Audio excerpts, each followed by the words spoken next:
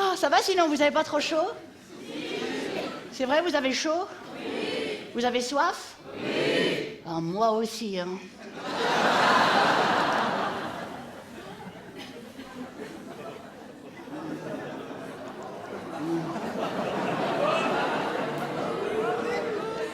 Mais je veux bien partager, mais j'ai une gastroentérite.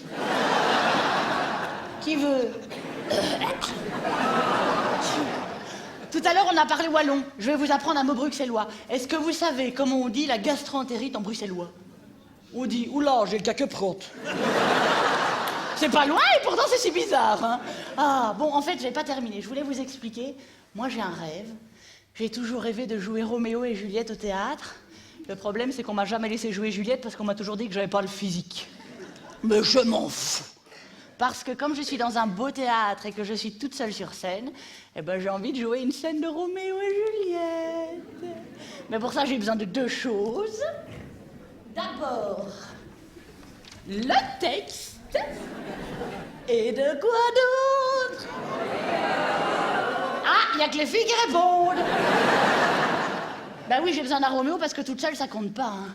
Là, les filles, c'est maintenant que vous pouvez rigoler parce que la plupart des messieurs regardent vers le bas ou vers le haut.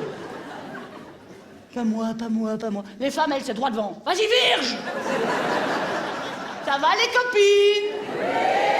Ça va, les copains? Et quand je vais vers votre groupe, là-bas, ils font ouhou. Eux, ils se disent trop haut, tu ne toucheras pas.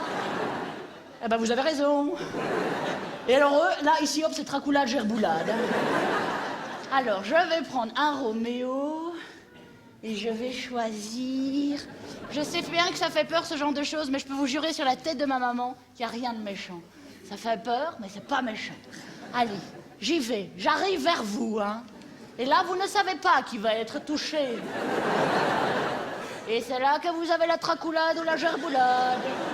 C'est pas grave, hein, mais regardez, c'est pas chouette quand je regarde comme ça et que vous savez pas qui je regarde. Et je vais prendre monsieur. Oh, vous êtes content? C'est quoi votre prénom? Enchanté, dis-moi c'est Virginie, on peut l'applaudir parce que ça donne le trac. Il n'y a rien de méchant. Votre femme est là? Il est tout seul. C'est bien. Venez vous asseoir ici, monsieur Eddy. Ça, c'est Fred. Elle va vous chipoter. Il aime bien. Mais c'est moi qui vais... Attends, donne-moi... Où il est le truc de monsieur? Oh non, non, non, non, non. Je sais très bien où est le truc de monsieur, je parlais de ceci. Oh! Pardon. Et ça suffit, Fred. De quoi? Mais dis, mais monsieur, c'est moi qui t'ai choisi. Hein. D'accord. C'est pas la blonde, hein? Ça va? Mais j'ai un petit peu chaud. Ça va. Est-ce que tout le monde connaît l'histoire de Roméo et Juliette? Oui? Pour ceux qui ne connaissent pas, c'est l'histoire de deux familles, les Capulet et les Montaigu qui se supportent pas. Chaque famille a un enfant qui tombent éperdument amoureux l'un de l'autre. Ils se sont rencontrés... Vous pouvez tousser, hein, si vous voulez. Vous avez le droit. Ils se sont rencontrés lors d'un bal, et la scène qu'on va vous jouer, monsieur Eddy et moi-même, c'est la scène du balcon. Oui, c'est le moment où Juliette est à son balcon. Non, il est pris, celui-là. C'est le moment où Juliette est à son balcon et elle parle tout haut du Roméo qu'elle a rencontré le soir même. Mais ce qu'elle ne sait pas, c'est que Roméo est tapi dans les bosquets et qu'il entend tout ce qu'elle dit. Alors, monsieur Eddy, je vais vous demander de vous tapisser, de vous abaisser. Oh, ça va, ça arrive. De vous abaisser dans les... Asseyez-vous ici, comme ça vous serez à l'aise. Voilà. Ça va? Ça va, monsieur Eddy? Ça va, Juliette? Oh. Vous avez entendu quel bel organe vous avez maintenant? Ça va, Juliette? Alors, je vous ai donné le texte. Tout ce qui est surligné en jaune, c'est pour vous. C'est moi qui vais commencer. Mais à un moment donné, vous allez grimper, vous allez me rejoindre. Puis il va se passer des trucs, mais ça, on verra plus tard. Hein, Eddy. Oui. Pas de problème, Juliette. Attention, c'est parti, c'est moi qui commence. Sachez que je vous aime déjà. Waouh. Oh, Roméo. Roméo, pourquoi es-tu Roméo? Renie ton père et abdique ton nom. Ou si tu ne le veux pas, jure de m'aimer toujours. Et je ne serai plus une Capulet. À toi, Eddy. Dois-je l'écouter encore ou lui répondre? Ton nom seul est mon ennemi. Tu n'es pas un Montaigu, tu es toi-même. Qu'est-ce qu'un Montaigu? Ce n'est ni une main, ni un pied, ni un bras, ni un visage, ni rien qui fasse partie d'un homme. Oh, soit quelque autre nom. Mais qu'y a-t-il dans un nom? Ce que nous appelons rose embaumerait tout autant sous un autre nom. Ainsi, quand Roméo ne s'appellerait plus Roméo, il conserverait les chères perfections qu'il possède. Oh, Roméo, renonce à ce nom. Et à la place de ce nom qui ne t'appartient pas, prends-moi tout entière. Je te prends au mot. C'est très bien, mais il est un petit peu amoureux quand même. Mais c'est très bien. Ok. Je te prends au mot. Appelle-moi seulement ton amour et je reçois un nouveau baptême. Désormais, je ne suis plus Roméo. Qui donc es-tu, toi qui ainsi caché par la nuit viens de te heurter à mon secret? Je ne sais par quel nom t'indiquer qui je suis. Mon nom, sainte chérie, m'est odieux à moi-même, parce qu'il est pour toi un ennemi.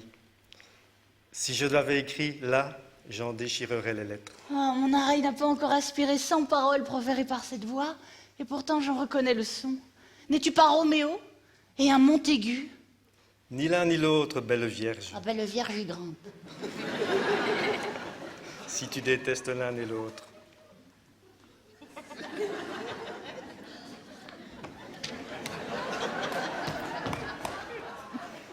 Comment es-tu venu ici? Dis-moi, et dans quel but? Venez par ici.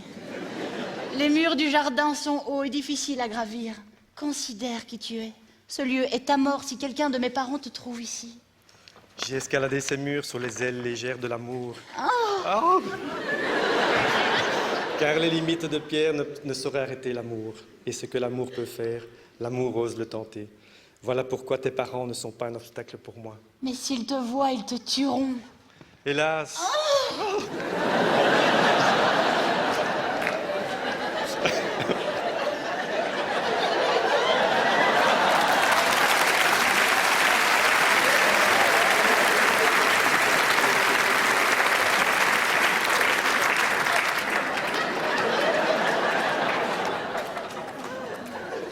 Hélas, il y a plus de péril pour moi dans ton regard que dans 20 de leurs épées. Que ton œil me soit doux et je suis à l'épreuve de leur inimitié. Je ne voudrais pas pour le monde entier qu'ils te vissent ici. Abaisse-toi, abaisse-toi. J'ai le manteau de la nuit pour me soustraire à leur vue. D'ailleurs, si tu ne m'aimes pas, D'ailleurs, si tu ne m'aimes pas, qu'ils me trouvent ici. J'aime mieux ma vie finie par leur haine que ma mort différée sans ton amour. Mais quel guide as-tu donc eu pour venir jusqu'ici? L'amour qui le premier m'a suggéré d'y venir. Il m'a prêté son esprit et je lui ai prêté mes yeux. Je ne suis pas un pilote, mais quand tu serais à la même distance que la vaste plage baignée par la mer la plus lointaine, je risquerais la traversée pour une denrée pareille. Oh, Roméo. Roméo, tu sais que le masque de la nuit est sur mon visage. Sans ça, tu verrais une virginale couleur colorer ma joue. Quand je songe aux paroles que tu m'as entendu dire cette nuit, je voudrais nier. M'aimes-tu? Non, ne dis rien. Je sais que tu répondras oui, et je te croirai sur parole. Oh, Roméo.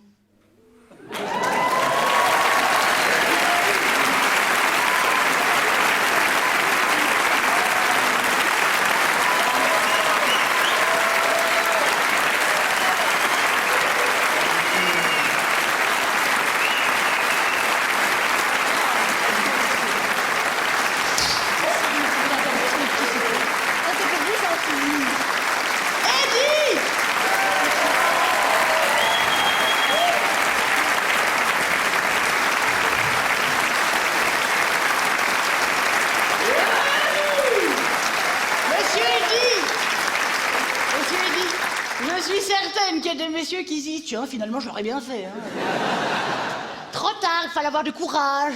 Vous étiez tout petit, comme ça, tout rabougri, maintenant. Oh, vous étiez bien. Alors, Madame Roméo n'est pas là ce soir? Non. Oui, mais ça... Bonjour, je peux être ta nouvelle belle-mère, si tu veux. Le père, dis oui, dis oui. Tu n'es pas fâché, hein. Si t'as envie de faire répéter ton papa pour qu'il fasse, je sais pas, à la maison, eh ben je lui ai laissé le texte. Tous les soirs, un petit peu avant de dormir, hop, une petite répétition. Merci beaucoup, monsieur Eddy, parce que je sais combien ça donne la tracoulade et la gerboulade. Vous étiez parfait. À l'arrière de la feuille, il y a un petit mot pour vous. Un grand, grand merci. Alors ça, c'est un texte de William Shakespeare. C'est un tout jeune auteur qui débute dans le métier. C'est pas vrai. Mais en tout cas, le reste, c'était tout moi.